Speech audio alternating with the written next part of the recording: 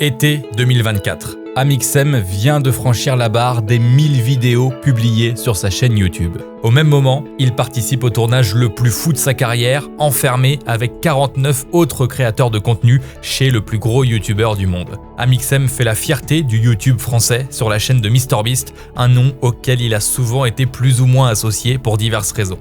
L'occasion, en quelque sorte, de boucler la boucle 12 ans après les débuts sans grandes ambitions de son aventure sur Internet. Puis on va créer une chaîne YouTube ou une connerie comme ça. Voilà. Clap, bonjour et bienvenue dans cette nouvelle vidéo pas piquée des hannetons où je vous raconte aujourd'hui l'histoire d'Amixem.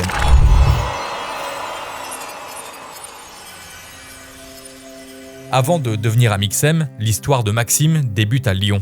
Une ville lyonnaise très courte, puisqu'à l'âge de 5 ans, le jeune garçon déménage à 600 km de là à la suite d'une mutation professionnelle de son père, commercial dans l'électroménager de cuisine.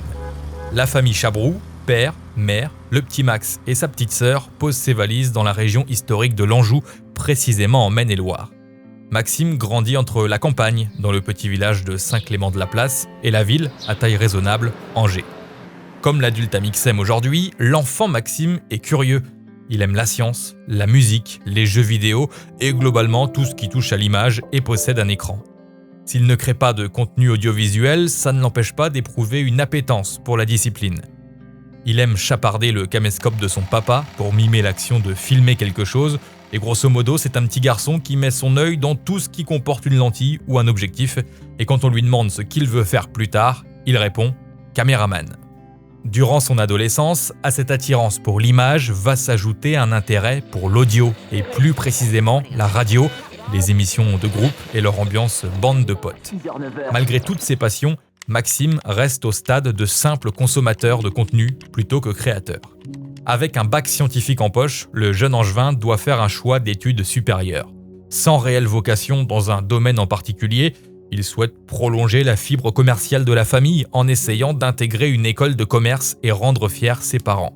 Il tente les concours écrits de plusieurs établissements et le futur étudiant est même très heureux un jour d'annoncer à sa mère qu'il est admissible aux concours oraux de plusieurs écoles de commerce. Sauf qu'une fois l'émotion retombée, le fiston et sa maman s'aperçoivent que dans le mail mentionnant les résultats de Maxime, il y avait écrit « Vous n'êtes pas admissible ». Le récent bachelier s'oriente finalement plutôt dans la finance, la gestion des entreprises et administration. Le domaine ne le passionnant pas plus que ça, le jeune étudiant préfère parfois errer dans les amphithéâtres d'autres filières, comme ceux de médecine aux côtés de ses potes et de sa copine rencontrée au lycée, qui deviendra plus tard sa femme et la mère de ses 2 filles. Dans ce cursus axé sur la finance, une matière attire tout de même quelque peu l'attention de notre étudiant un peu paumé dans son choix d'orientation, la communication. Maxime embraye sur un master dans ce domaine et celui du web marketing à Nantes. Il s'imagine alors un avenir de community manager dans le secteur du jeu vidéo. À cette époque, s'il consomme du contenu sur Internet, Maxime n'en produit pas. Le déclic vient grâce aux mots d'un professeur, journaliste. Spécialiste de la presse écrite, l'enseignant incite ses élèves à écrire durant leur temps libre sur un blog, écrire autour d'une passion, notamment pour développer des qualités rédactionnelles. Le conseil arrive jusqu'aux oreilles de Max, seul problème, il n'aime pas écrire. Préférant le joystick à la plume, il interprète à sa manière les paroles de son professeur. Toujours attiré par l'image, le montage, les jeux vidéo, l'étudiant, accompagné de son colocataire de l'époque, un autre Maxime, décide de réaliser des vidéos gaming sur YouTube. Des gameplays commentés, inspirés des youtubeurs que Maxime regarde avec passion à l'époque, comme Diablo X9 ou encore Digidix. Un bon sbire et un bon fusil à pompe et le tour est joué. Si je me souviens bien, il y en a 4-5 qui nous arrivent sur le coin de la face. Une vidéo à l'arrache, de faire un gameplay à l'arrache. Puis on va créer une chaîne YouTube ou une connerie comme ça. Voilà. Comme quoi, faire des conneries, c'est une bonne idée, parfois. S'il s'appelle bien Amixem dans ses vidéos, notre vidéaste en devenir débarque sur YouTube sur la chaîne Coop Gameplays. Un nom à base de mots-clés choisi dans l'espoir que des internautes qui tapent ces lettres dans la barre de recherche puissent tomber sur ses vidéos. On ne sait pas si ça a vraiment fonctionné, mais il était déjà malin, le Max. Borderlands, Battlefield, Far Cry, il réalise plusieurs vidéos gameplay jusqu'à atteindre les 2000 abonnés, mais c'est en se détachant du simple commentary qu'il laisse aux experts du domaine que Maxime s'illustre. Pour trouver le pseudo original, essayez au hasard tout ce qui vous passe par la tête. Je ne sais pas moi, Tigidix. Oh, c'est déjà pris. Bon alors, Xiablo D9.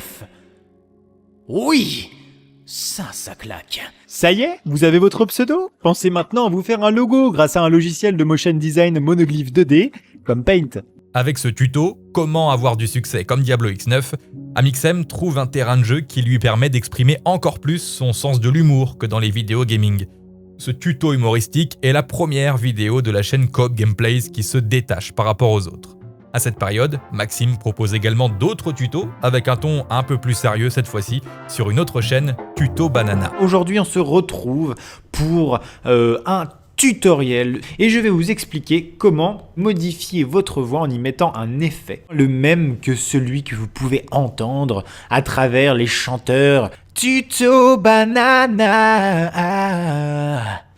Voilà. Et outre le contenu, Amixem aime aussi travailler sur le contenant. Créer une chaîne, un logo, avoir une charte graphique, des choses plutôt secondaires par rapport au contenu en lui-même, surtout quand on débarque sur la plateforme, mais Maxime y pense déjà, ce qui peut s'apparenter à une première esquisse de sa future casquette d'entrepreneur. Si notre futur vidéaste fait ses premiers pas sur YouTube, son premier amour en matière de création sur Internet, c'est le stream sur Twitch. Durant 3 années, sur une plateforme encore balbutiante, Amixem connaît un certain succès, notamment grâce à des lives sur le jeu Arma 3 et le serveur Altis Life, où il pratique les prémices du roleplay. On va au commissariat, c'est ça, monsieur? Tout à fait, monsieur. D'accord. Bon, mais je me permets d'allumer la radio avec mon pied. On va pas confier. Bienvenue sur Altis FM. Altis FM en direct des news. Cette aventure débute dans une chambre étudiante avec un setup minimaliste et parfois une connexion internet taxée sur le Wi-Fi du subway en bas de sa résidence universitaire. Amixem poursuit même cette activité en Angleterre, à Londres, où il passe quelques mois durant son cursus. À cette période, il partage son quotidien entre les cours, le stream et c'est tout. Faut dire qu'à ce moment-là, les caisses sont vides. Pas grand-chose dans les poches, un prêt étudiant au-dessus de la tête et de l'argent emprunté à sa copine. Maxime compte les centimes, ou plutôt les pennies, jusqu'à manger seulement une pizza surgelée, la moins chère possible, par jour. Comme sur YouTube, il tente aussi d'autres choses. Des raids, ou encore des incrustes en soirée, à la rencontre d'inconnus, un peu à la manière d'Antoine de Maximi, l'une des inspirations d'Amixem. Sur Twitch ou sur YouTube, où il rebaptise officiellement sa chaîne Amixem aux alentours des 200 000 abonnés, l'engouement autour de son contenu grandit petit à petit. Et Maxime bénéficie aussi de quelques coups de projecteur de la part d'autres créateurs, notamment I Kill You, et de chaînes communautaires comme la Play Comedy Club qui partage certains extraits de ses créations. Les lives sur Arma 3, c'est une niche, mais comme toute niche, elle a son public et ça marche. Avec une commu grandissante, au fil des lives, Amixem rassemble jusqu'à plusieurs milliers de viewers sur ses streams, assez exceptionnel pour l'époque. Mais après 3 années à ce rythme, Maxime veut du changement. Il est un peu lassé par le stream stalk qui devient de plus en plus récurrent. Il a aussi l'envie de se détacher de cette étiquette de streamer Arma 3 et plus largement, il se questionne sur l'avenir et la pérennité de cette niche. Bon, au final, 10 ans plus tard, le RP se porte très bien, évidemment avec GTA, mais à l'époque, on ne pouvait pas vraiment le prédire. Sachant qu'à cette période, YouTube a le vent en poupe, Amixem se questionne et pense à faire la bascule de Twitch à YouTube où il y est un peu moins actif jusqu'à maintenant. Il voit cette plateforme comme une fenêtre qui s'ouvre et dans laquelle il faut s'engouffrer maintenant. Sauf que dans la pratique, ce n'est pas aussi simple, notamment d'un point de vue financier. En sortie d'études, Maxime gagne sa vie sur Internet, mais sa principale source de revenus, c'est Twitch. YouTube seul ne lui rapporte pas assez pour en vivre. Le risque est donc trop important de prendre ce gros virage et de se lancer pleinement sur YouTube sans filet. Mais ce filet, il le trouve grâce à un autre jeune homme qui fait des vidéos. Valentin, alias Vodka Prod, installé à l'époque au Canada, à Vancouver. Le network auquel il appartient, Broadband TV, souhaite lancer une chaîne de gaming regroupant des vidéastes francophones, calquée sur un concept similaire qui connaît un succès au Brésil. Pour créer du contenu en duo, Vodka approche d'abord Cyril MP4, encore appelé Super Connard à l'époque, mais ce dernier décline la proposition et passe le bébé à Maxime. Notre streamer, qui a déjà échangé auparavant avec Vodka, notamment lors d'une rencontre sur une convention en Allemagne, est partant pour ce projet qui colle avec ses envies et ses besoins. Le deal proposé par Bibi TV est le suivant: réaliser plusieurs vidéos, qu'Amixem doit monter pour certaines, en plus de ses propres vidéos, une mission qui lui rapporte 2000 $ par mois. Cette chaîne, les Pizza Guys, lui permet d'avoir une sécurité financière pour se lancer à temps plein sur YouTube.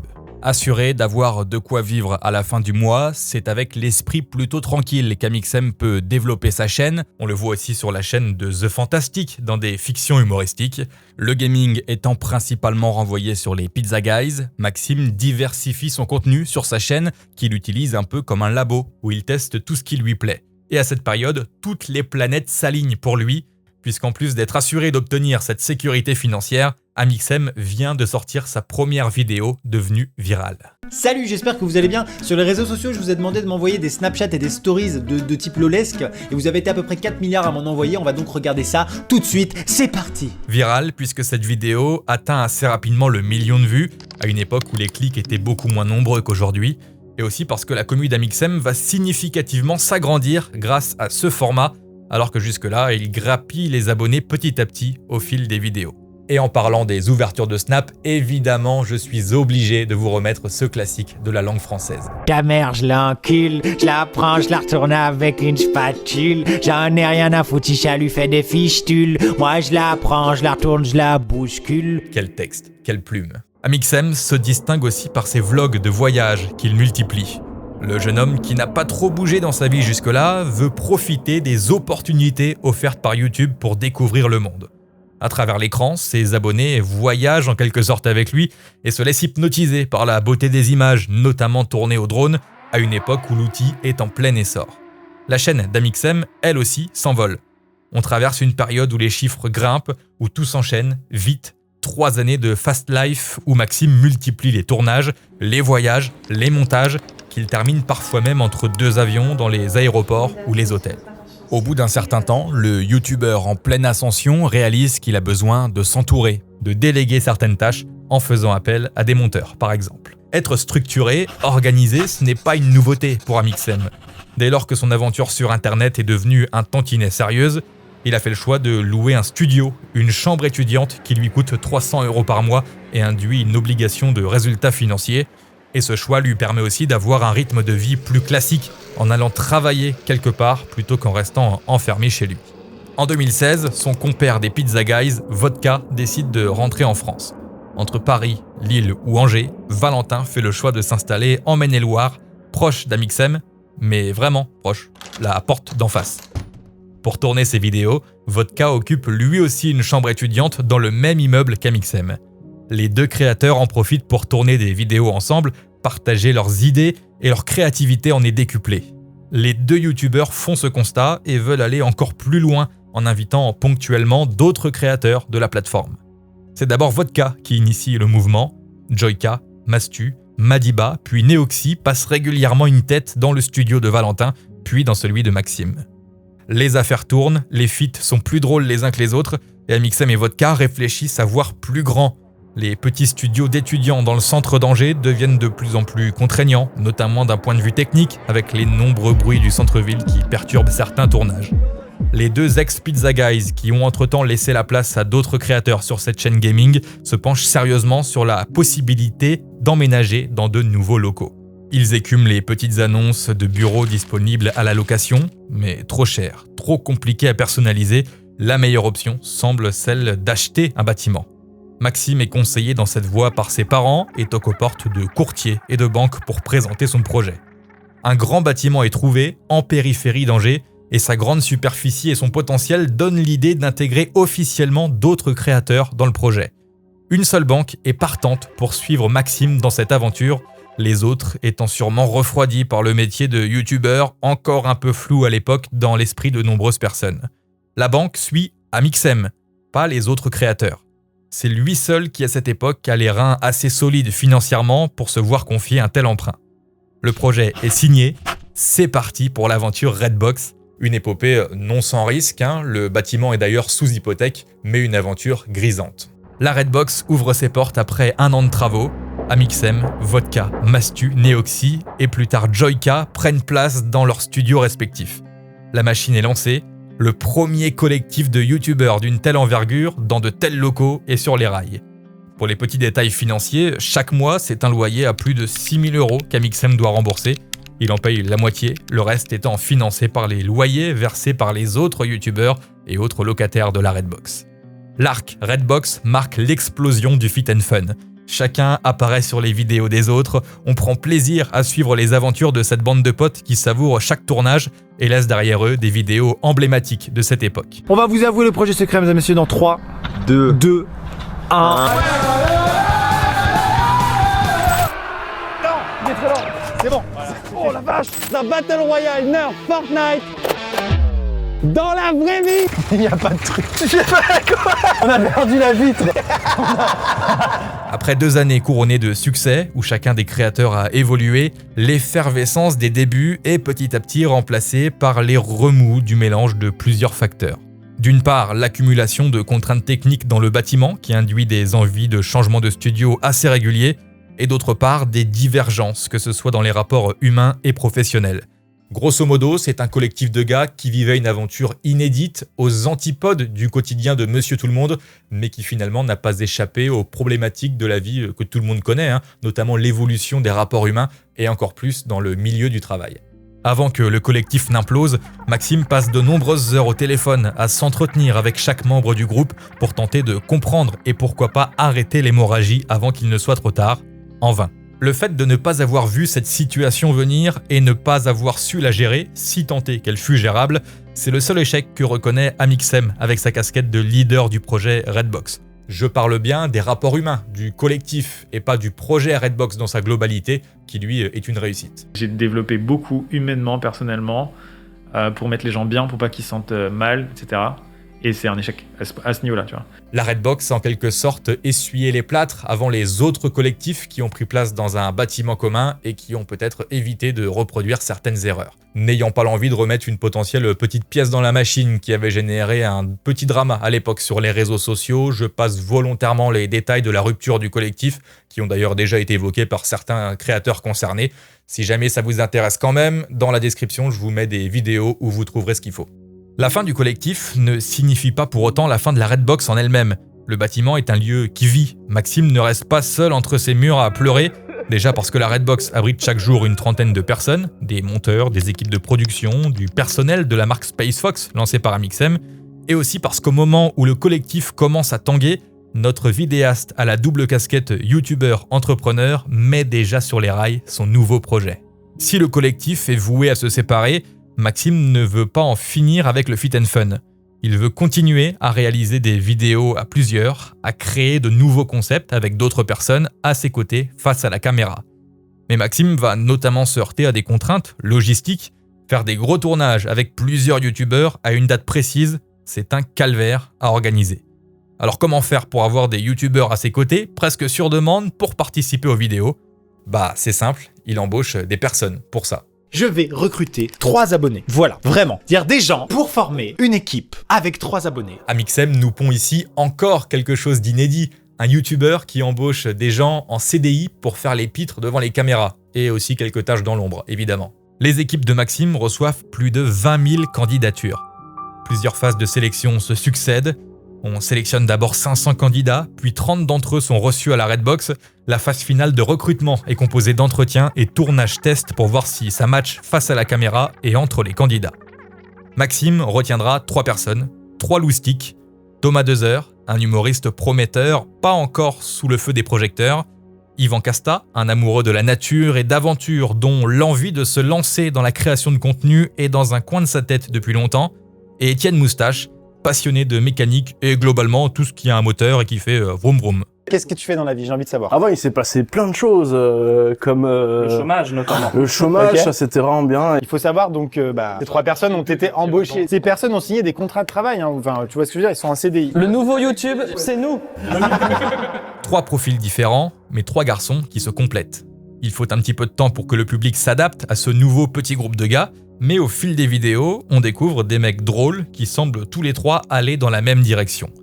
3 mecs auxquels s'attachent progressivement les abonnés, 3 gars avec des passions variées qui donnent à Amixem l'idée de parfois réaliser des vidéos avec seulement l'un d'entre eux en fonction de leur centre d'intérêt. Vidéo après vidéo, la mayonnaise prend. Maxime crée quelque chose en réussissant son pari. Le tout avec une prise de risque de faire désormais ses vidéos aux côtés de 3 personnes encore inconnues, ce qui aurait pu refroidir ses abonnés.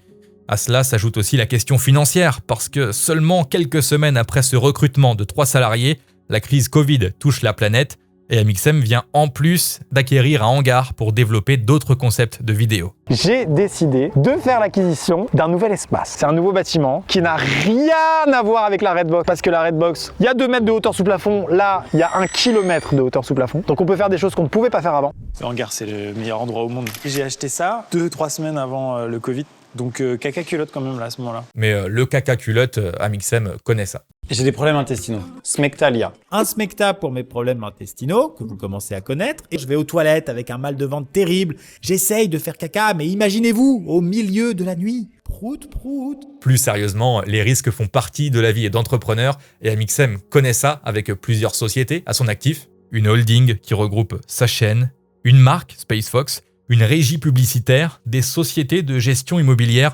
Bref, pas mal pour un garçon pas admissible en école de commerce. C'était peut-être un mal pour un bien, en fait.